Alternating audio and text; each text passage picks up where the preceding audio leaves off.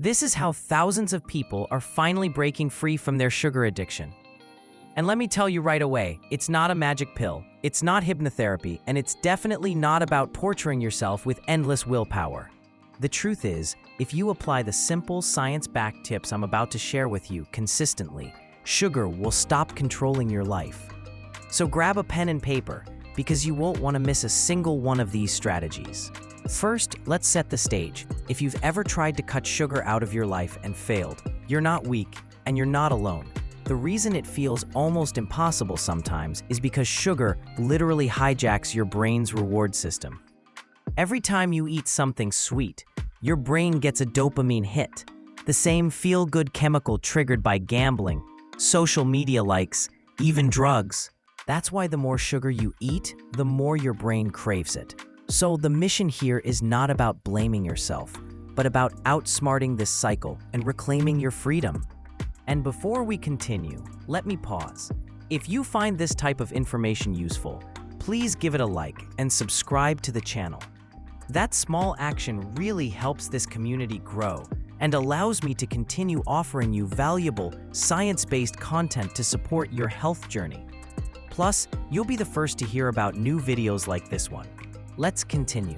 The first practical tip is to avoid going cold turkey. Quitting sugar overnight can feel like pulling the plug on your body's reward system. It's painful, and most people relapse. Instead, start by making small swaps. Replace packaged soda or juice with sparkling water, naturally flavored with lemon or berries. Swap your morning muffin for oatmeal or cinnamon-laced nuts with fruit slices. These small changes may seem insignificant, but they begin to retrain your taste buds and reduce your sugar cravings. Next, don't just cut sugar, replace it with smarter choices. Your body and your brain still want something sweet, so give them better options. Eat whole fruits instead of fruit juices because the fiber helps slow the sugar spike. Use cinnamon or vanilla extract to naturally sweeten coffee or yogurt without adding sugar. And if the craving feels overwhelming, having a couple of dates or a small piece of dark chocolate, 85% or higher, can satisfy you without throwing you back into the addiction spiral. Another powerful step is to identify your emotional triggers. Sugar cravings often show up when you're stressed, bored, or exhausted. Think about it. How many times have you reached for cookies after a long workday? Not because you were hungry, but because you were drained. Start paying attention to when cravings hit. Once you notice the pattern, you can substitute the behavior. If you crave sugar when stressed, try a quick 5-minute walk, a few deep breaths, or make a calming tea. If boredom is the issue, change your environment. Call a friend, listen to music, or do a quick stretch. These small substitutions create new reward pathways in your brain. Planning your snacks in advance is also critical. The worst time to fight a sugar craving is when you're hungry and unprepared. If your only option is a vending machine, you'll lose. But if you keep a small pack of nuts, plain yogurt, or even pre-cut veggies within reach, you've already won half the battle. The idea is to make healthy choices easier than sugary ones. In the book Atomic Habits, James Clear explains that the secret to creating any lasting habit is not motivation or willpower, but design. He breaks it down into 4 key principles: make it obvious, make it attractive, make it easy, and make it satisfying. So if you want to quit sugar, don't just tell yourself you need more discipline. Set up your environment so success becomes automatic. Keep fruit visible on the counter. Prepare healthy snacks in advance, and remove temptations like cookies or sodas from your home. The easier and more rewarding the new habit feels, the more likely your brain is to stick with it. Don't keep cookies in the cupboard if you know you'll eat them at night. And here's the golden rule: don't go at it alone. Find a partner, a friend, a family member, even an online community who wants to cut sugar too. When you know someone else is watching your progress and you're both accountable, it's much harder to slip back into old patterns. In the book, Clear calls this the power of social accountability, and it's one of the most effective ways to stick with any habit change. Another tip that might surprise you: prioritize your sleep. Research shows that when you're sleep deprived, your body craves quick energy, aka sugar.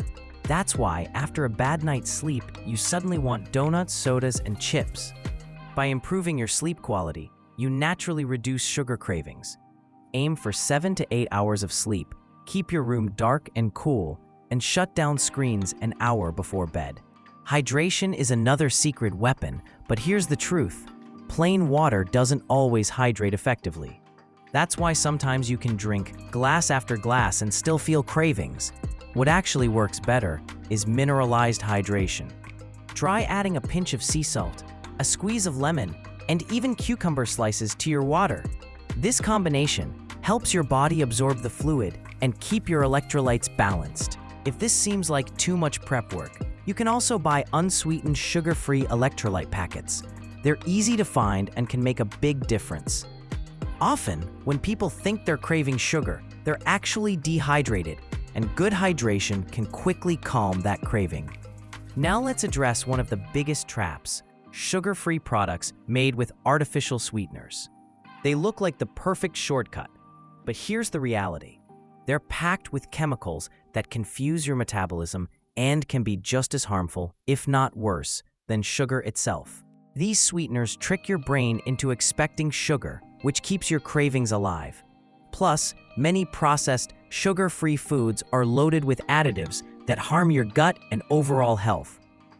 So while it may sound like I'm offering you the harder path, in truth, it's the healthier one.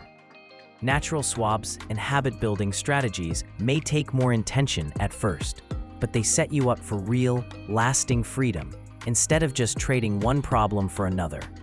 Finally, be mindful of your social environment. If you're constantly surrounded by cakes at the office, or your friends always want to meet for dessert, it's going to be much harder. You don't need to isolate yourself, but you do need to protect your choices. Suggest alternatives: coffee without dessert or socializing with activities that don't revolve around sugar.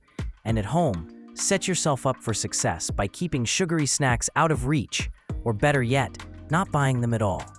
Remember, if it's not in your kitchen, it can't end up in your mouth. At the end of the day, the goal isn't to ban sugar forever, but to break the cycle of dependence so you're the one in control. When you start applying these strategies, gradual swaps, smarter replacements, planning ahead, accountability partners, better sleep, mineralized hydration, avoiding fake sweeteners, and environmental design, you'll notice that sugar stops screaming for your attention. You'll feel clearer, more energized, and in charge of your own choices. So if sugar has been running your life, today is the day you take the first step back to freedom. Remember, it's not about perfection. It's about progress. And if you want more tips like this, make sure to hit subscribe, give this video a like, and share it with someone you know who's also fighting the same battle. Because the truth is, breaking free from sugar is tough, but it's a lot easier when we do it together. Once again, thanks for watching, and I'll see you in the next video.